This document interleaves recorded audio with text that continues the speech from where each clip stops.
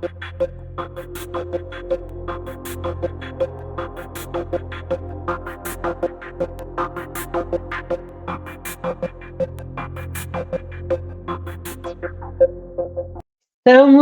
iniciando mais um Jornal AG News ao vivo para o nosso querido telespectador, informando que estamos iniciando em edição extraordinária, porque o nosso Jornal AG News é sempre ao meio-dia, nas quintas-feiras e às 20 horas da noite, e nós estamos dando início agora exatamente 11h41 ao vivo para o nosso telespectador, para retransmitir ao vivo a coletiva de imprensa da FenaBrave Nacional, trazendo a situação, o cenário do desempenho dos emplacamentos de veículos em junho e no acumulado do primeiro semestre de 2025. Então, estaremos aqui retransmitindo ao vivo, daqui a pouco, a coletiva de imprensa desse setor tão importante economicamente para o nosso país. Então, o Jornal AG News, em edição extraordinária, estará aqui retransmitindo esse ao vivo da coletiva. Nós também estamos aqui informando que daqui a pouquinho, após a coletiva, estaremos com a programação do nosso Jornal AG News, com os comentários de esportes com Fausto Grezana, notícias e o clima-tempo. Bom, então vamos dar início à coletiva de imprensa da FenaBrave Nacional para o nosso querido telespectador. Estamos dando início à primeira coletiva de imprensa híbrida da história da FenaBrave, que hoje amplia a informação para todos os estados do Brasil e também cruza as fronteiras do nosso país, alcançando outros da América Latina. Teremos aí o acesso de países, de entidades congêneras como a LADA. Hoje a FenaBrave realiza o balanço nacional, não regional, nacional, de emplacamentos de veículos automotores de cada segmento e do setor em geral. Para que todos possam, então, acompanhar a dinâmica de como vai acontecer a nossa coletiva, após as apresentações dos nossos porta-vozes, que eu já em breve apresentarei, vamos abrir espaço para as perguntas, primeiro da plateia, ou seja, dos jornalistas que nos prestigiam aqui nesse auditório, em São Paulo, na sede da FenaBrave, e num segundo momento abriremos então para as perguntas que nos foram encaminhadas online ou pelo chat ao vivo que acontece nesse exato momento. Após encerrarmos a transmissão, abriremos então espaço para as gravações e as sonoras, né, de rádio e TV aqui nesse mesmo auditório. A nossa coletiva será conduzida, então, e aí passo as apresentações, pelo nosso presidente da FenaBrave, Arcélio Júnior, que ocupa o centro da mesa diretora no palco, e que dará as boas-vindas a vocês em breve, assim como fará posteriormente, falará sobre as projeções da entidade para o ano de 2025. Na sequência, ao lado dele, ao lado esquerdo dele, a doutora Tereza Maria Fernandes, da TF Consultoria, vai apresentar o cenário macroeconômico internacional e nacional, e, posteriormente, o diretor executivo da FenaBrave, que está no extremo oposto, ao lado também do presidente Arcélio Júnior, o diretor Marcelo Franciulli, vai analisar os dados de emplacamentos de cada segmento automotivo e também o comportamento do segmento como um todo, fazendo aí o balanço do semestre, do primeiro semestre de 2025, comparado ao mesmo período de 2024. Por fim, a palavra voltará ao presidente da FenaBrave, que então, como disse, vai apresentar as novas projeções da entidade para o ano de 2025. Dando então início à nossa coletiva, agradecendo já, desde já, os jornalistas que estão aqui presentes e aqueles que nos acompanham pelo YouTube, passo a palavra para a abertura do nosso presidente, Arcélio Júnior. Muito obrigada.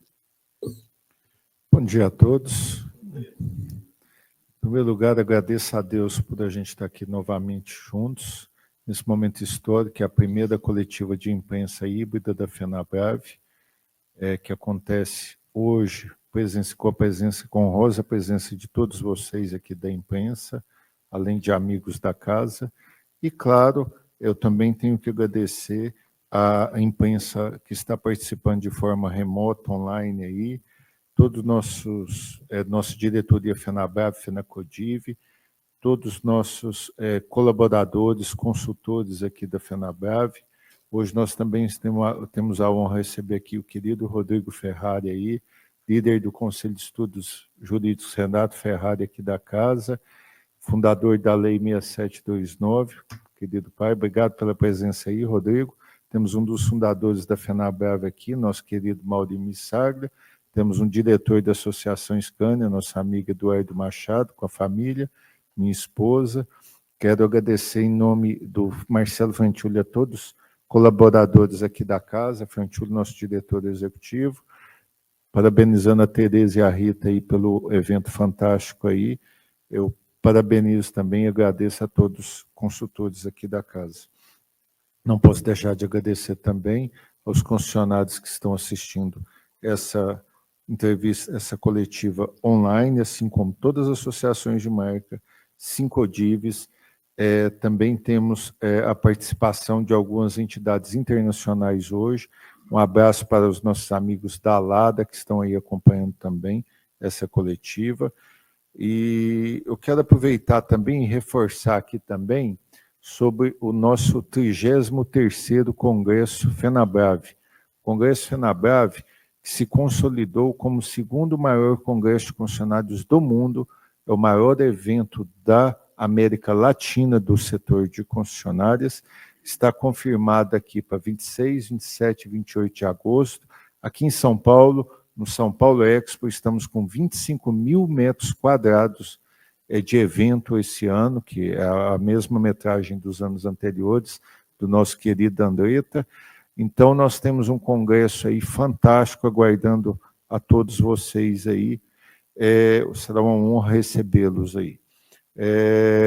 Eu quero aproveitar e também mencionar que, justamente nesse congresso, teremos a participação de várias delegações internacionais, da NADA americana, da ALADA da América Latina, das associações europeias, russa, chinesa e talvez até indiana, que ainda está para confirmar. Mas, enfim, novamente, é uma honra recebê-los aqui e espero que a gente tenha uma boa coletiva. Agora eu vou passar a palavra para a nossa querida professora Tereza, que vai nos dar uma perspectiva de um panorama aí da economia nacional e internacional. Obrigado por tudo, viu, professora? Com você. Imagina. Bom dia, gente. Sempre um prazer estar aqui com vocês. Um prazer também estar falando com o pessoal que nos está escutando e nos vendo online. E, como sempre, nós vamos tentar fazer aí uma breve descrição dos cenários, sejam internacionais, sejam locais. Né?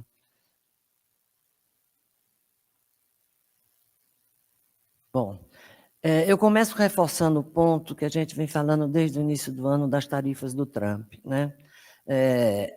Antes do tarifaço, a média das tarifas de importação americana era na ordem de 2,5%.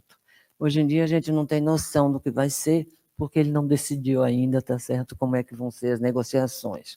Sabemos que ele já negociou alguma coisa com a Inglaterra, sabemos que ele já negociou alguma coisa com a China, principalmente em relação às terras raras, que para ele é importante, e ontem saiu que ele está concluindo também um pedaço da negociação com o Vietnã. Mas falta o resto do mundo, então fica muito difícil nós efetivamente dizermos qual vai ser o tamanho. Mas já dá para dizer, de alguma maneira, tá certo? Né, que ele já está atrapalhando o comércio internacional, que nós estamos tendo dificuldade nas inter-relações, né, com os Estados Unidos, e isso, de fato, vai provocar uma desaceleração no crescimento mundial e vai provocar uma diminuição do comércio internacional. Né? Isso já dá para a gente dizer. E, portanto, isso vai comprometer um pedaço do Brasil. Segundo ponto que eu acho importante a gente chamar a atenção, vocês devem estar acompanhando, né? Está sendo aprovado também nos Estados Unidos o orçamento para o próximo período. E está tendo uma dificuldade enorme porque esse orçamento é claramente deficitário. E as estimativas apontam para uma possibilidade aí de você ter um acumulado de déficit adicional de 2,5 trilhões de dólares, que não é trivial. Em resumo, ele está tirando imposto das empresas, tá certo? Ele está efetivamente tirando dinheiro dos programas sociais, mas está expandindo fortemente o incentivo às empresas. A ideia dele é fazer com que você traga investimentos para os Estados Unidos do ponto de vista industrial. Com isso, você cresça, gera emprego e esse déficit se resolva. Não é como está sendo visto pelo Congresso americano, tanto que no Senado ele teve que recorrer ao vice-presidente, que foi o voto de Minerva, porque estava empatado 50-50, e por um voto ele conseguiu aprovar. Hoje está sendo avaliado na Câmara, tá certo? Então, a conferir se vai passar e como vai passar, né? Então, com essas informações, a gente pode afirmar que o juro americano vai subir, apesar de toda essa briga também que ele está tendo com o pessoal do Banco Central americano, né, que já anunciou que vai demitir o cara, coisa que ele não pode fazer, mas enfim, né? E com certeza o juro vai subir também no mercado americano, o que atrapalha mais uma vez o crescimento, tá certo? Né? E vai tirar um pouco a sustentação das bolsas, que tem subindo de forma bastante importante nos Estados Unidos. E vocês lembram que no mercado americano, diferentemente do Brasil, a pessoa física poupa nas bolsas, portanto, é sinônimo de riqueza para a pessoa física. Quando a bolsa cai, a pessoa física acha, de fato, que está perdendo dinheiro e poder de compra. Eu acho que o resumo que a gente tem que fazer, principalmente, está associado aos impactos disso na Europa e na China. Na Europa, a gente sabe que os países vão tentar diminuir a dependência dos mercados americanos, isso é um fato. Eles, depois do que Trump falou, e ele conseguiu negociar que todos os países investam 5% do PIB em armamentos e infraestrutura de guerra, eles vão aumentar a despesa, portanto, vão aumentar o déficit público também na Europa. A Alemanha foi o primeiro, mas os outros todos já toparam também fazer isso. Então, a gente pode ficar preocupado com o problema fiscal europeu daqui a uns 2, 3 anos, provavelmente, tá certo? Né? E vão ter que negociar com Trump, porque é um mercado enorme, mas estão renegociando com outros países também, tá certo? Inclusive a China, né? Mas a China, por sua vez, está passando um momento complicado também. A China está desacelerando a atividade econômica, ela não está dando conta de vender tudo que produz, o que é complicado, né, para ela, efetivamente, e a gente pode falar que ela tem que tentar aumentar a demanda interna, como a gente não tem ideia, né, porque, de fato, os volumes lá são absurdos e eles estavam tentando expandir para outros horizontes, está complicado. Lembrando que os Estados Unidos estão fazendo um mapeamento. A China exporta para o Vietnã, que exporta para os Estados Unidos. Quando o Trump descobre essa triangulação, ele corta a importação do Vietnã. Então, ele está fazendo o trabalho dele, do ponto de vista dele, muito certinho, tá certo? Uma outra coisa que o Trump está fazendo é desvalorizando o dólar, e ele está fazendo isso propositalmente, porque para ele, né, compensa desvalorizar o dólar e fazer com que as importações na Europa e nas outras regiões fiquem efetivamente mais baratas e ele consiga importar mais barato e a Europa consiga pagar mais caro. Então, ele está tentando esse equilíbrio, mas o Xi Jinping não está deixando ele trabalhar direito, porque na China o Xi Jinping diz: aqui não, meu amor, tá certo? Aqui, efetivamente, eu vou manter o poder de compra do yuan e o yuan não desvaloriza, né? Mas no resto do mundo, inclusive no Brasil, vocês estão vendo que o dólar aqui está caindo, não está caindo por nosso mérito, mas está caindo pelo mérito do Trump, tá certo? Né? Nós vamos ter que fazer, de alguma maneira, a nível global, equilibrar as cadeias produtivas, de alguma maneira, né? E a China vai ter que diversificar seus mercados. O problema é que não tem mercado que dê conta dos produtos que são feitos na China. Então, isso é um problema sério e vamos ver. A China realmente está com um problema sério de crescimento, o mercado imobiliário está complicado, nós vamos ter que acompanhar como é que isso vai evoluir, porque existem riscos econômicos também no mercado chinês, apesar do Xi Jinping poder quase tudo, né? Então, o que eu acho é que a gente, além disso tudo, tem que adicionar todas as incertezas que nós estamos tendo do ponto de vista das guerras que estão acontecendo no mundo e seus desdobramentos, né? Ainda bem que Irã e Israel deram uma pausa, mas a coisa com Gaza continua, e Rússia e Ucrânia deu uma acelerada forte em termos de guerra. Quer dizer, piorou muito nas últimas 2 semanas a situação com a Rússia ampliando a invasão de territórios ucranianos, tá certo? Então, o resumo do cenário internacional é volatilidade, né, e incerteza, que a gente vai importar para o nosso cenário brasileiro. Agora, antes de falar do Brasil, eu só quero reforçar que foi revisto, né, essa é a última previsão, que é da OCDE, o crescimento mundial, que estava em 3,3, caiu meio ponto a nível global, foi para 2,8, mostrando que, efetivamente, o mercado americano ainda não sentiu os efeitos das medidas do Trump do ponto de vista de redução de crescimento. Vocês podem ver que ainda são sinais positivos, e com isso a aprovação do Trump, que tinha caído fortemente em maio, voltou a subir um pouco no mês de junho, mas ainda muito aquém daquilo que seria preciso. Na zona do euro, a gente vê que, especialmente, a indústria já está na retração, os serviços continuam ligeiramente, está certo, positivo. Isso aqui é assim, todo número acima de 50 significa expansão, todo número abaixo de 50 significa retração. Então, a indústria está a 49, no caso da Europa já está em retração, os serviços ainda está subindo um pouquinho. E na China, a indústria também já está retraindo, 49%, e serviço está quase lá no 0 a 0. Então, a gente vê que, efetivamente, a situação chinesa está complicada. E esse gráfico me chamou a atenção, gente. Esse gráfico é o índice de confiança da população chinesa. Olha o que aconteceu pós-pandemia e olhe como continua a confiança totalmente abalada. Ou seja, o chinês não está confiando na sua direção do ponto de vista econômico. Isso não tem nada a ver com o Xi Jinping ou com a coisa política. Isso aqui é economia, basicamente. O chinês não está acreditando numa evolução positiva da economia chinesa. E isso é muito ruim. Por isso que nos preocupa a situação chinesa, tá certo, hoje em dia. Bom, quando eu penso em Brasil, né, a gente continua com aquela problemática. A expansão da demanda vem influenciada, tá certo, pelo gasto fiscal, e do outro lado, a política monetária, né, junto com o crescimento global, puxa para baixo. Ou seja, nós estamos num carro que um acelera e o outro pisa no freio, e com isso o carro não sai do lugar, né? Então, é esse o ponto que nós estamos vivendo exatamente nesse momento.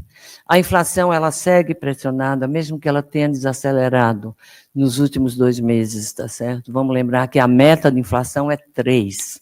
A inflação ainda está em 5,4.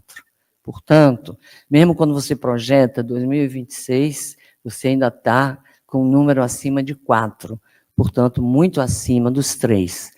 Aí você vai dizer assim, mas o teto da meta é 4,5, mas o objetivo do Banco Central é trazer para a meta, não é para o teto da meta. E quando a gente olha a última ata do Copom, fica claro, efetivamente, que o Banco Central já disse que até o final desse ano os juros ficam em 15%.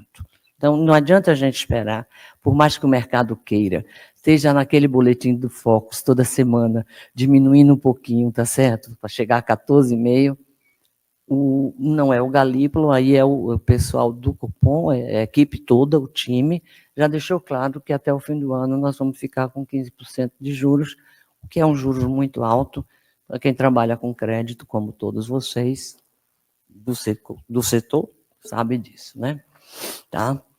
Agora, o problema do Brasil segue sendo, eu lembro que na primeira reunião deste ano a gente conversou sobre o tema, o déficit fiscal. Então, todo o resto ficaria super tranquilo se nós tivéssemos minimamente equacionado o problema fiscal. Nós não avançamos nem uma vírgula nessa direção. Tá? Então, esse é o grande problema. Esse ano, o Haddad está tentando contornar o problema do déficit, já fez contingenciamento, já fez o corte. A briga do IOF está na praça, todo mundo também está acompanhando. Se não for o IOF, tem que vir alguma coisa, né? Porque senão, de fato, o problema fiscal vai ficar mais acirrado. E aí a gente sabe que o mercado financeiro, infelizmente, fica muito mais nervoso, a volatilidade vem e os mercados vão se transmitindo. O câmbio volta a subir, os juros futuros voltam a subir, isso compromete, de fato, o resultado, tá certo? Né? Eu acho que não vamos ter ajustes profundos, mas eu acho sempre que a turma consegue negociar. Está todo mundo em Portugal, no congresso do Gilmar, mas na festa, isso. Mas semana que vem vão estar de volta, tá certo? O Alcolumbre já deu o primeiro sinal de que vai negociar, eu acho que o Hugo Mota também vai negociar, no fim tudo se acerta, e mesmo que o IOF não saia, sairá alguma outra coisa que vá dar uma compensação e que não tenhamos nada explosivo, tá certo, nesse período. Essa é a minha sensação de que eles vão chegar a algum acordo, né, sem maiores problemas. E aqui é só para a gente mostrar, né? O Selic está a 15%, a inflação deu uma desacelerada para 5,3%, mas ainda muito longe da meta. Lembrando que o crescimento do Brasil este ano, mais uma vez, pelo menos no último dado divulgado, que foi o primeiro trimestre do ano no PIB, devemos à agricultura, tá certo? Se vocês olharem na última coluna, o indicador verdinho é o crescimento da agricultura contra os demais, né? Então, fica claro que é a agricultura. Segundo ponto que eu queria chamar a atenção é de que, de alguma maneira, a política monetária está começando a querer fazer efeito.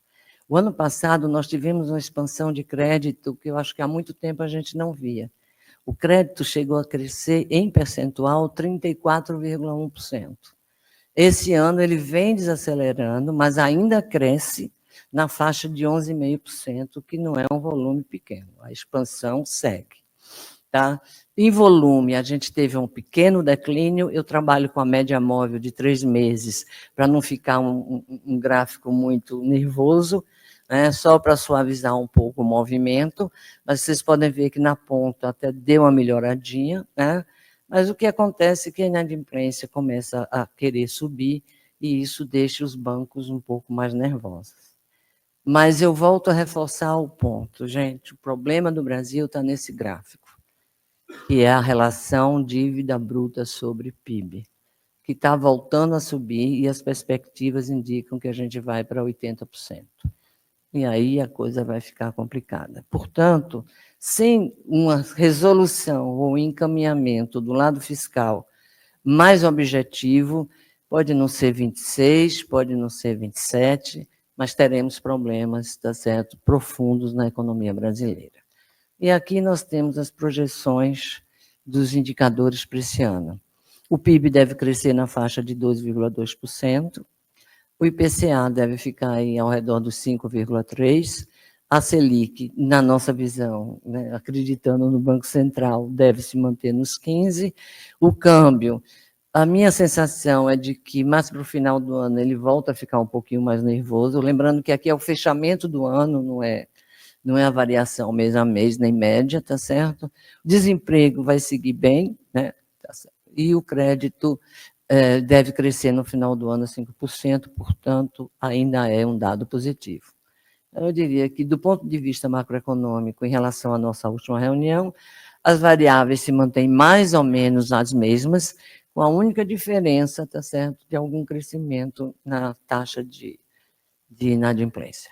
O resto está tudo igual e, infelizmente, não temos o resultado fiscal.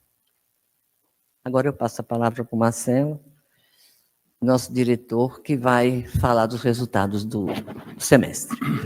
Obrigado, Tereza. Bom dia a todos e a todas. Sejam todos muito bem-vindos essa manhã fria. E vamos lá. Eu vou fazer um balanço geral, face à necessidade da apresentação da doutora Tereza, o cenário internacional e nacional, que são variáveis que afetam, de uma maneira geral, todos os segmentos, né? Em especial o setor automobilístico, né? O cenário a gente vem acompanhando já desde o início do ano, né? Com todas as nossas previsões e o acompanhamento levam em conta essa aceleração no aumento da taxa de juros, certo? Mas mesmo assim ainda os setores, no caso de automóveis, ônibus, motocicletas, estão crescendo, né? Vocês vão ver depois nas projeções já impactam os setores de caminhão, implementos rodoviários, e isso também afeta de uma maneira diferente todos os setores, né? O mercado ainda tem demanda, né? Tem demanda, a gente já começa a sentir algum pequeno desaceleração em alguns setores, mas ainda nós temos um PIB ainda elevado, né, Tereza? O Brasil tem um PIB bastante alto. Enfim, a gente está acompanhando isso de perto. Essa é a revisão do semestre, né? E provavelmente a gente vai fazer uma outra revisão no mês de outubro, tá? Mas sempre levando em conta essas variáveis aí, principalmente o crédito, que, como a Tereza muito bem disse, o crédito cresceu muito ano passado, continua crescendo, mas menos, né? Então, vamos lá. Fazendo um balanço do setor de uma maneira geral, nós tivemos aí o mês de maio contra o mês de junho de 25, uma queda de 6,4%. Lembrando que nós tivemos aí no primeiro semestre do ano passado 3 dias úteis a mais, tá? Se a gente comparar julho de 24 com julho de 25, está crescendo 2,6% e no acumulado do ano está crescendo 7%, tá? Falando sobre o setor de autos e comerciais leves, o desempenho ainda é consistente, né? Lembrando que nós tivemos aí, esse ano já entrou com um pouco mais de força o marco legal das garantias, né? Isso reflete na retomada do bem, no caso de inadimplência, esse processo ficou mais célere, né? Isso também ajudou o setor. E nós chegamos aí na metade do ano com mais de 1 milhão de veículos já vendidos, né? Nós estamos preocupados com as taxas de juros, obviamente, né? Vocês viram aí uma taxa de juros de 15%, com uma inflação de 5,3%, isso dá uma das maiores taxas reais de juros, beirando aí os 10% de juro real, né? Isso é um fator bastante preocupante, que limita um pouco a capacidade o apetite na compra e a capacidade de investimento, né? O setor de autos e leves teve uma retração de 5,7% no mês de junho, referente a maio, comparando junho de 24 com junho de 25, praticamente estável, 0,1%, e no acumulado do ano ainda crescendo 5%, passando aí de 1 milhão de unidades emplacadas. Setor de caminhões. O caminhão basicamente está associado a menor renovação de frota nesse ano, né? Porque os custos de financiamento aumentaram e então está havendo vamos dizer, um pouco mais de cautela com os empresários, transportadores, enfim. Analisando aí mês de maio de 25 com junho de 25, teve uma retração de 5,8%, no acumulado, aliás, comparando junho de 25 com junho de 24, caiu 13%, e no acumulado do ano está caindo 3,6%. Esse é um dos setores que nós vamos fazer a revisão, depois o presidente vai mostrar a vocês aí. Falando em implementos rodoviários, é um setor que está mais sentindo aí quedas, né, no seu desempenho, né? Isso aí é atribuído basicamente aos frotistas, né, aos transportadores, ainda dando prioridade na troca dos caminhões. Como vocês sabem, o Euro 6 ele tem se mostrado extremamente econômico, né, então isso também reflete nessa opção de segurar um pouco a renovação de implementos, que tivemos 2 anos muito bons, 21, 22, ainda um pouco menos, mas bom ainda, 23. Então, praticamente, o parque de implementos está bastante renovado. Tá? Em relação ao ônibus, né, o setor ainda está aquecido em função ainda do caminho da escola, né, programa do governo que começamos o ano aí com uma carteira de 16 mil unidades, né, mas ainda tem um saldo ainda a ser entregue ainda. Então, o setor está, no mês de maio de 25 com junho de 25, caiu 2,3, mais ou menos em função de dias úteis aí, né? Comparando junho de 24 com junho de 25, está subindo 9,6, e no acumulado do ano está subindo 24,5%, que foi assim, logo no primeiro trimestre aí, teve uma aceleração aí das entregas do caminho da escola. Tá? Acreditamos que isso vai ao longo até o final do ano. Falando em motocicletas, né, nós tivemos aí, esse ano nós vamos superar 2 milhões de veículos, tá? Já chegamos à marca de 1 milhão, 1 milhão e 29, para vocês terem o número exato, né? Isso tudo em função que o motocicleta tem se tornado cada vez mais presente no dia a dia das pessoas, seja nos aplicativos de entrega, seja na locomoção das pessoas, como ferramenta de trabalho, enfim, moto ainda tem uma sustentação grande, e aqui tem um fator importante: 1/3 das vendas de motocicletas são escoadas através de consórcio, né? Consórcio, como vocês sabem, na verdade, é uma poupança que em algum determinado momento ele vai lá e retira o bem, né? Então, é um setor que está indo bem. Em relação a junho de 25 com maio de 25, retraiu 7%. Se comparar junho de 24 com junho de 25, cresceu 8,1%, e no acumulado do ano está crescendo 10,3%. Falando um pouco de tratores, né, e máquinas agrícolas, lembrando que aqui a gente tem o dado do atacado, nós não temos o varejo aqui, tá? Então, ele está com tratores, está crescendo 3,5% comparado maio de 25 com abril de 25, né? Tratores, a gente pode destacar aí que o mercado de tratores tinha caído muito ano passado, né?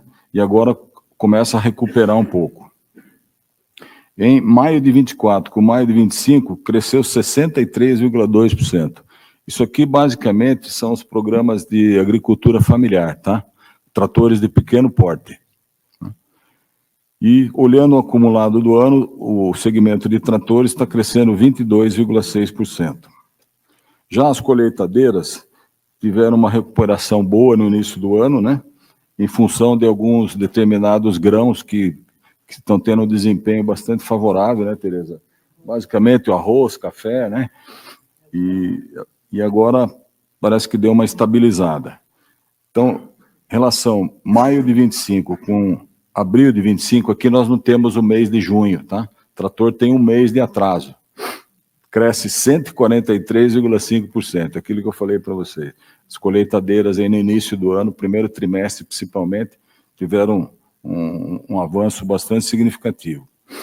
Se compararmos maio de 24 com maio de 25, também 109,3% de crescimento. E no acumulado do ano, cai 1,2%, praticamente estável, tá? Bom, pessoal, aqui era uma visão geral do setor. Agora eu vou falar um pouquinho dos eletrificados, tá? Se pegamos os segmentos de autos e comerciais leves, nós temos um crescimento no acumulado do ano de 43,3%. Basicamente híbridos, tá? O 100% elétrico caiu 1,2%, e os híbridos, sendo ele o híbrido leve e o plug-in, cresceu 74%. No setor de caminhões, teve um decréscimo de 27%, falando em caminhões elétricos aqui, tá? Os volumes são muito baixos, né? 190 unidades em 25, contra 262 em 24. Ônibus teve um crescimento de 129 unidades para 311. A variação percentual é alta, mas o volume é muito baixo também, 141%. Motocicletas, mesmo volume baixo, era 3.550, subiu para 5.416, um aumento de 52%. O total do segmento aqui de eletrificados, aí, incorporando todos os setores, ele cresceu de 83 para 119 mil, crescimento de 44,2%, a grande maioria puxada pelos segmentos de híbridos. Tá? Bom, esses eram os dados aí do setor, presidente. Agora eu passo a palavra para você falar das nossas novas projeções. Obrigado, pessoal. Obrigado, Marcelo. Obrigado, professora Tereza.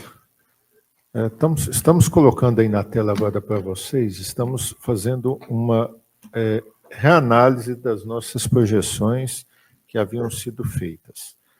Só para, antes de demonstrá-las, eu gostaria de explicar como são feitas essas projeções. A primeira coisa, a FenaBrave tem uma responsabilidade muito grande de continuar sendo assertiva nessas projeções, como já vinha há tempos. Então, nós temos reuniões, videoconferências, a professora Tereza analisa cenário nacional, internacional, agrupa com dados que a nossa inteligência de mercado tem aí pelo time liderado pelo Fábio Braz, e depois nós temos reuniões e videoconferências com nossos vice-presidentes, com o nosso time da casa. Então, é uma responsabilidade muito grande. Então, a gente faz questão de unir dados matemáticos, estatísticos, juntamente com o feeling do sentimento da rede de concessionárias que tem o balcão, que está com o umbigo do balcão. Então, indo agora para as projeções, nós estamos mantendo as previsões de crescimento de automóveis de 5%, estamos, infelizmente, reduzindo a previsão de caminhões com decréscimo de 7%, estamos mantendo o crescimento de caminhões em 6%, perdão, de ônibus, estamos mantendo o crescimento de motocicletas em 10%, frisando que esses 10% de crescimento promoverá o maior número histórico de emplacamento de motocicletas no país. Nós ultrapassaremos pela primeira vez na história do país 2 milhões de motocicletas emplacadas. Implementos rodoviários também a gente está revisando para baixo, com 70 mil unidades. No geral, nós saímos de uma previsão de volume de 4 milhões e 922 mil unidades, um crescimento de 7% sobre 2024, para 4 milhões e 886 mil unidades. Então, a gente revisa um pouco para baixo agora, passa 6,2%, baseado basicamente no decréscimo de caminhões e implementos rodoviários, que são os únicos setores que a gente está revisando aí, tendo alteração, infelizmente, para baixo. O resto dos setores a gente mantém inalterado. Então, eu acredito que agora eu vou voltar a palavra para a Rita e a gente fica à disposição para perguntas e respostas de todos. Ok, presidente, muito obrigada. Acho que temos aí boas surpresas, né? Uma análise bastante assertiva aí do mercado. E como eu disse, então, no começo da nossa abertura, nós vamos iniciar as perguntas pela plateia, né, pelos jornalistas que aqui estão presencialmente. Temos assessoria aí dos nossos colegas que estão com os microfones. O que eu vou pedir para todos, até para que os nossos jornalistas e colegas que nos acompanham pela internet possam saber, que cada um se identifique, por favor, seu nome, o veículo, e enderece a pergunta para um dos 3 porta-vozes que estão aqui na mesa, ok? Acabada a sessão de perguntas da plateia, aí sim a gente vai abrir para as perguntas que forem encaminhadas pelo chat ou antecipadamente pelo WhatsApp, ok? Então vamos lá, começando, quem é o primeiro? Vamos lá, Zé Augusto. José Augusto, revista Fora de Companhia. 2 questões relacionadas ao mercado de caminhões e de ônibus, né? O mercado de caminhões em particular, eu queria entender esse conflito que está existindo em relação a uma perspectiva de uma safra maravilhosa que movimentaria todo o agronegócio e, portanto, toda a venda de caminhões pesados, associado com uma queda nas vendas, né? Que às vezes daí pode ser atribuído basicamente ao quê? A financiamento, é só isso que determina? A perspectiva do aumento da movimentação de grãos não tem funcionado para alavancar vendas? Essa é a primeira questão. E em relação aos ônibus em particular, o que explica também vender 129 ônibus elétricos diante de uma ofensiva tão grande de todas as capitais, todas as grandes cidades que querem eletrificar a frota, especialmente no caso de São Paulo e tal? Quer dizer, por que esse programa não tem avançado na opinião de vocês? Bem, a pergunta é muito interessante. Na sua primeira pergunta aí, o ponto principal que está impactando nos caminhões, com certeza, é a taxa de juros. Nós sabemos aí que caminhões é muito vinculado a PIB e crédito em acompanhamento. Então, a taxa de juros aí, infelizmente, chegou muito forte aí no setor de caminhões. Implementos rodoviários, nós estamos vendo um descolamento de caminhões aí, principalmente como o Marcelo Franchul já mencionou no início, que teve um boom de vendas em anos anteriores, e o pessoal de implementos rodoviários está focando em trocar os seus caminhões devido ao Euro 6, que promove uma economia em torno de 20% de combustível, então o pessoal está priorizando a troca dos seus caminhões nesse momento aí, de um descolamento. Ok. Quanto ao programa aí dos ônibus, a gente sabe que a questão do ônibus puramente elétrico tem uma questão básica que é o custo, né? Nós sabemos que o custo do ônibus elétrico é 2 vezes ou 3 vezes mais caro que um ônibus a combustão, além da questão do tempo de recarga e tal.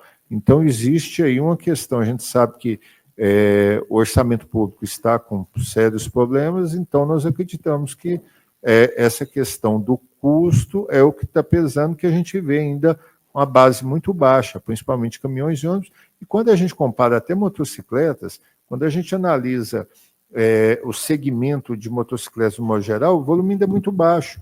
Como o Franchul demonstrou no gráfico anterior também, que o que está puxando a venda de eletrificados no país os veículos híbridos, né?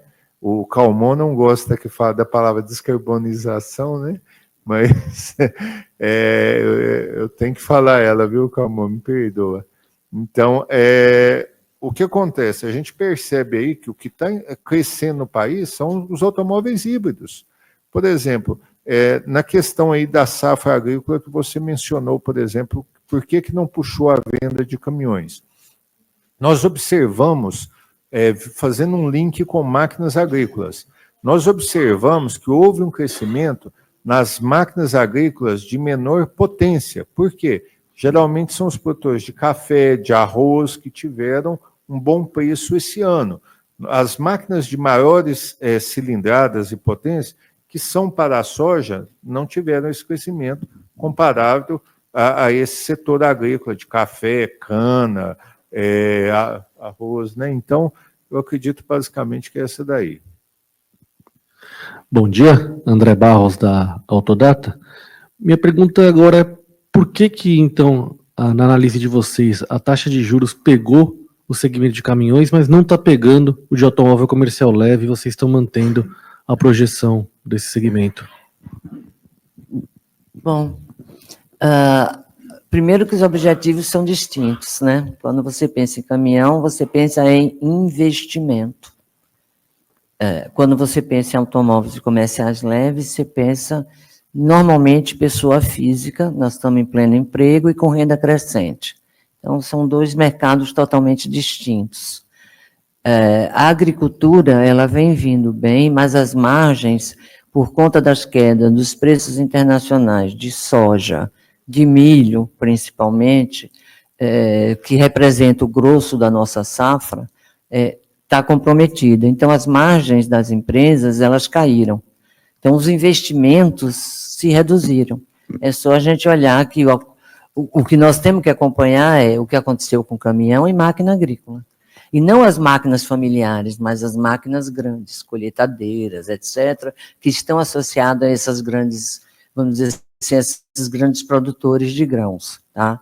Então, eu diria que uma coisa está associada a investimento e o pessoal não está investindo porque não teve retorno. E como já tinha trocado, se pegar caminhão 2, 3 anos atrás estava bem, tá certo? Então, eles ainda estão, né?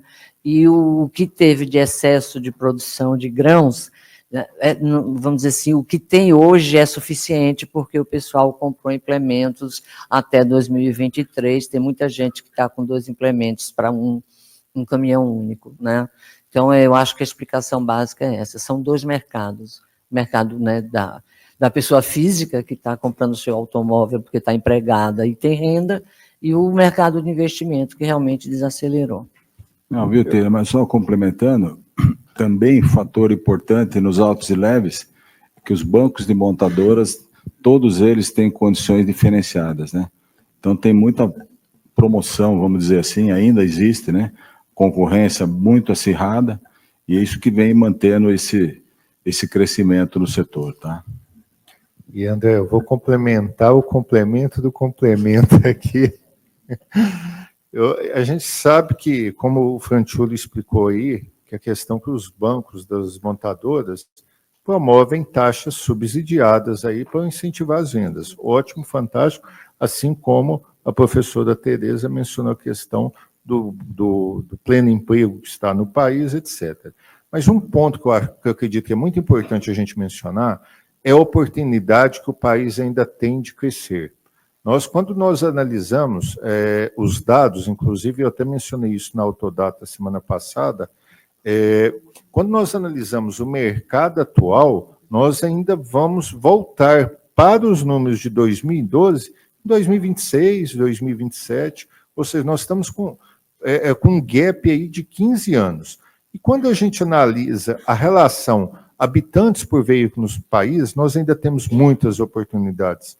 Por exemplo, nós temos uma população de 212 milhões, com a frota registrada de 77.789.000, ou seja, que dá 2,7 habitantes por carro, 2,7. Lembrando que frota registrada é um número, frota circulante é outra. Nós temos uma frota registrada de 77 milhões. Mas qual que é a frota circulante? Hoje ninguém tem esse número, para ser sincero, porque a gente sabe que existem carros abandonados, carros sucateados, carros desmanchados, que ainda continua registrado no sistema.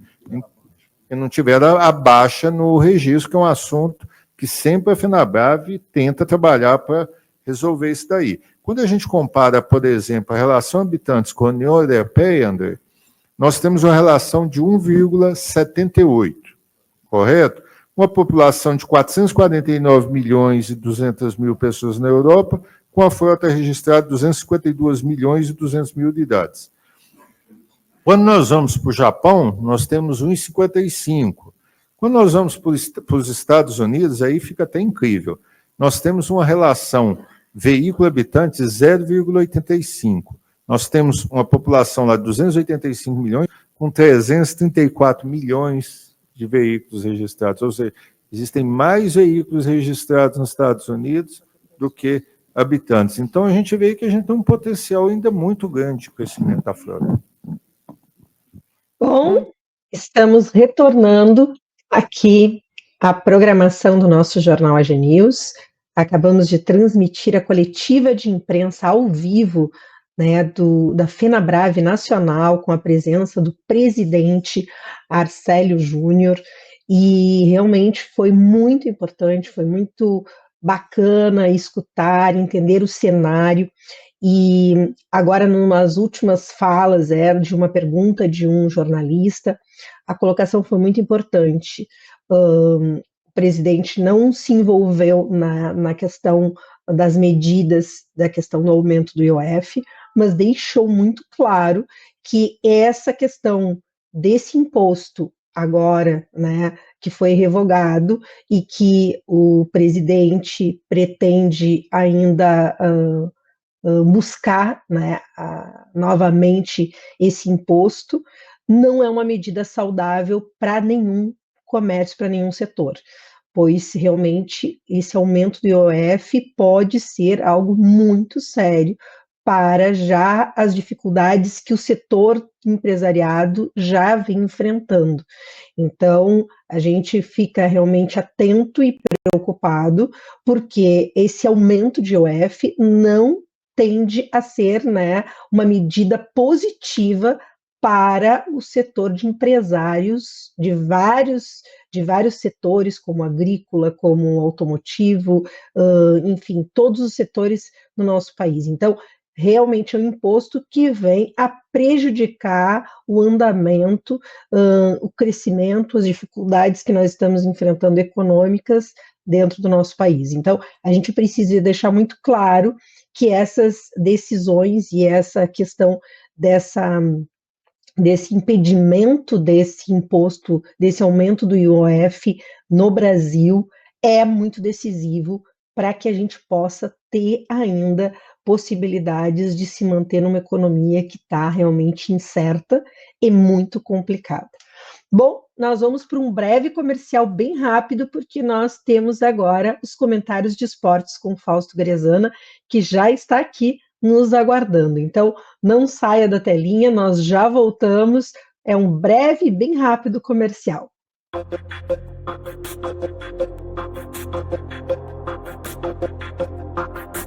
Aqualoucos no inverno e no verão.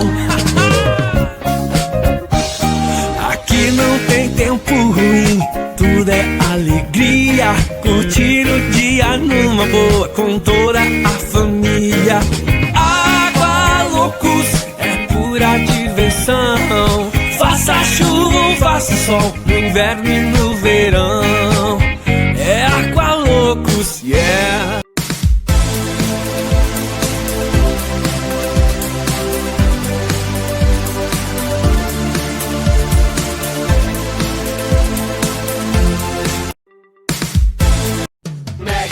Mega divertido,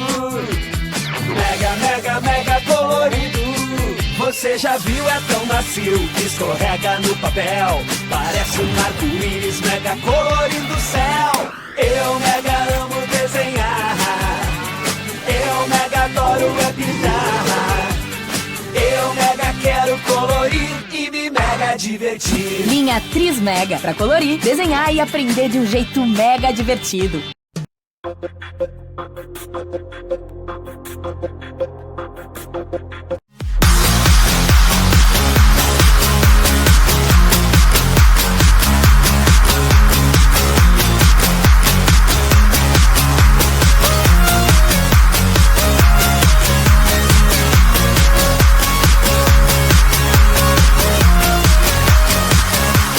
Estamos de volta dos comerciais e vamos aos comentários de esportes com Fausto Grezana. Seja bem-vindo, Fausto. Olá, bom dia a todos. Boa tarde para quem já conseguiu almoçar, como sempre falo. Bora comentar sobre a Copa do Mundo, né? Falar o que aconteceu também, projetar o que vem pela frente. Essa competição que nos coroou com grandes jogos até o momento. Bom, então é contigo, Fausto. O que nós podemos esperar nessas quartas de finais da Copa do Mundo? Bom, temos grandes jogos, né?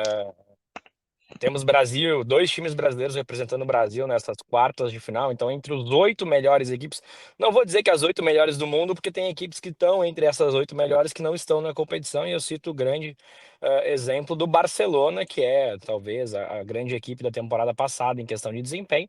E também o Liverpool, que fez grande campeonato inglês e acho uma injustiça essa.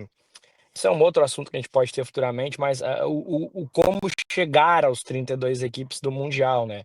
A gente vê uma equipe da Áustria, o Salzburg, que não consegue nem classificar na Champions, e tendo essa oportunidade de jogar. A gente vê o Borussia Dortmund, que não é nem uma grande equipe, e também conseguiu isso. Mas, levando em consideração a qualidade dos adversários, o Brasil tá bem demais. Tá, mas levando em consideração os adversários, é sim um feito maravilhoso para o futebol brasileiro ter 2 representantes chegando nas quartas de final entre as 8 melhores equipes. E tu vê como o futebol é uma loucura, né? A gente vê o Fluminense, que a gente não considera nem das melhores equipes do Brasil hoje, estando entre os 8, né? E a gente vê o Flamengo, que é disparado, o melhor brasileiro, não chegando lá. e aí sim, muito por conta desse chaveamento da competição. Mas falando desses 2 jogos agora que dos brasileiros vão ter pela frente, o Palmeiras enfrenta o Chelsea, e eu tenho muita esperança pelo Palmeiras, porque o Palmeiras me parece a equipe mais competitiva do nosso futebol brasileiro. É uma equipe que entende esses jogos e me parece muito preparada para esse confronto contra o Chelsea. Eu gosto muito do Estevão, gosto muito do Richard Rios e vejo com boa perspectiva esse jogo por parte do Palmeiras. Já o Fluminense enfrenta o Al Hilal, né, que nos coroou com aquele grande jogo eliminando o Manchester City. É um jogo muito difícil, mas eu também vejo o Fluminense com uma zaga com o Thiago Silva, um cara de renome mundial, com o Arias jogando tudo que vem jogando. Eu acho que o Fluminense pode sim vencer a forte equipe do Al Hilal, apesar do Al Hilal ter vencido o Manchester City. Eu acho que são jogos completamente diferentes, inclusive falei no último jogo que é um jogo onde o Al Hilal se sentia confortável contra o City porque fazia o seu melhor, que é defender muito bem e atacar em contra-ataque. Já contra o Fluminense vai ter que buscar um pouco o jogo e talvez proporcione ao Fluminense a mesma coisa que o City proporcionou ao próprio Al Hilal. E aí, fora esses 2 jogos, temos mais 2. E aí temos o grande jogo, o grande confronto das quartas de final, que é Paris Saint-Germain e Bayern de Munique. Daí sai o principal candidato ao título da competição, provavelmente sim. Eu acho o PSG mais time que o Bayern, mas tudo pode acontecer. E também temos o Real Madrid enfrentando nada mais, nada menos que o Borussia Dortmund. Nesse eu acho que o Real Madrid é amplo favorito, tem tudo para garantir sua classificação. Depois disso a gente chega nos 4 melhores. Então a gente tem a possibilidade de ter 2 equipes brasileiras entre as 4 melhores equipes do mundo. E isso vai sim elevar o nosso futebol brasileiro num respeito mundial. Mesmo que os europeus não estejam se dedicando 100%, mesmo que não sejam o melhor dos cenários em questões climáticas e tudo mais, o fato é que o Brasil vai chegar com 2 representantes, se tudo der certo, numa fase tão final da competição. Isso eleva, assim, o nível do nosso futebol brasileiro e o respeito que a gente tem que ter por quem joga em alto nível no futebol brasileiro. Então é basicamente isso, eu estou muito otimista, muito empolgado para ver esses jogos e eu tenho esperança, sim, que o nosso futebol brasileiro nos coroe com pelo menos mais 2 classificações e deixando, de repente, a gente sonhar com esse título, que é muito distante, mas já esteve muito mais longe. Bom, Fausto, então vamos ficar nessa expectativa. E, na tua opinião, o que o teu feeling joga aí para esse campeão da Copa do Mundo? Bom, eu como brasileiro vou torcer muito pro Fluminense e Palmeiras, mas acho muito difícil isso acontecer, né? Eu acho que não vai ficar longe de ser um Paris Saint-Germain ou Real Madrid. Para mim são os 2 candidatos, né? O Paris enfrenta o Bayern de Munique, que é uma equipe que eliminou o Flamengo, mas eu acho que a competição tem tudo para ficar entre Paris Saint-Germain e Real Madrid. Mas vamos sonhar que os brasileiros possam fazer essa epopeia maravilhosa que é ganhar essa competição. É isso aí. E como é que, então, esse final de semana nós já temos qual será a final? Os jogos são sexta e sábado, né? Sexta-feira agora 2 jogos e sábado mais 2 jogos. Então no programa de terça-feira provavelmente a gente já vai estar tendo o primeiro jogo de semifinal. Então a gente vai estar já projetando a semifinal e também contando o que aconteceu nas quartas de final. Perfeito. Então, nosso querido comentarista, muito obrigado por estar aqui junto conosco no Jornal AG News e irradiando sobre os comentários sobre esportes. Quanto é importante a gente estar acompanhando, pois nós temos aí 2 times brasileiros aí nas quartas de finais. Então, vamos seguir na torcida e terça-feira nos vemos novamente para fazer os comentários do que aconteceu e vamos ver as perspectivas da final desse torneio, né, da Copa do Mundo. Com certeza, na semana que vem já começa a puxar já o assunto de novo para a dupla Grenal, porque já começa a projetar o reinício das competições nacionais. Então é um final de semana agora que a gente meio que se delicia como o último final de semana praticamente Copa do Mundo. Depois a gente já começa na semana que vem a pensar já em dupla Grenal também, porque tem muita coisa importante, né? O Inter tem Copa do Brasil, tem Libertadores, tem um brasileiro que não está muito bem, o Grêmio tem a Sul-Americana, tem o brasileiro também, então a gente tem bastante coisa para projetar nessas próximas semanas. Ótimo! Então, vamos poder estar de volta falando sobre Grêmio e Inter. Bom, nosso comentarista deixa aqui o recadinho né, seu para o final de semana. E também aproveitando e perguntando, como é que está o frio aí em Santa Catarina, Fausto? Bom, eu tô bem agasalhado, né? Mas tá frio. Hoje até abriu o sol, então no sol até dá uma esquentada. Mas tá frio, né? Acho Uhum. que a região toda tá frio aqui no Rio Grande do Sul. Sobre o final de semana, desejo um ótimo final de semana a todos que acompanhem esses jogos, que torçam pelas equipes brasileiras. E na terça-feira nos vemos aí, se Deus quiser, para comentar 2 classificações brasileiras para essa fase final da competição. Um grande abraço a todos e um grande final de semana. Muito obrigado, Fausto. Querido telespectador, não saia da telinha, nós vamos para um breve comercial e vamos encerrar o nosso jornal com o clima-tempo, né, Fausto? Vamos ver como é que vai seguir, se segue esse frio, se dá uma estabilizada. Me parece que a perspectiva é que dê uma aumentada na temperatura, mas a gente vai verificar agora no clima-tempo. Então, um beijo grande, um bom final de semana, te aguardamos aqui terça-feira ao vivo. Beijo. Beijo, tchau, tchau.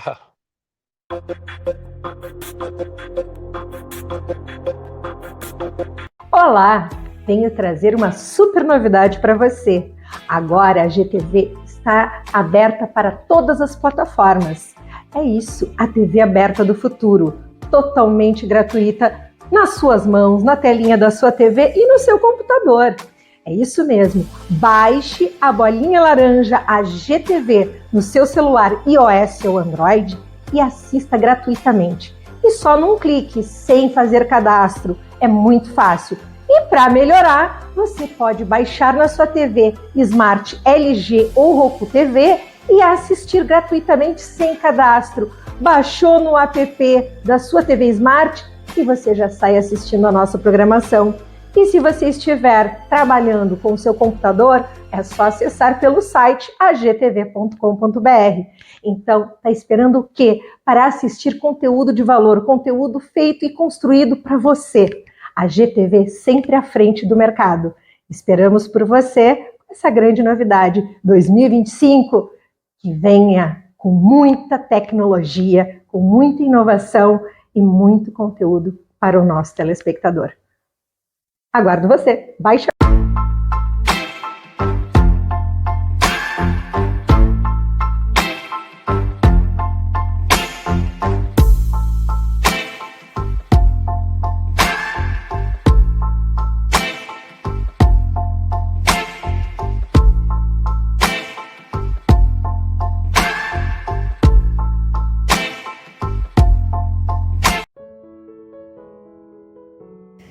Venha conhecer o consultório da doutora Roberta Capper.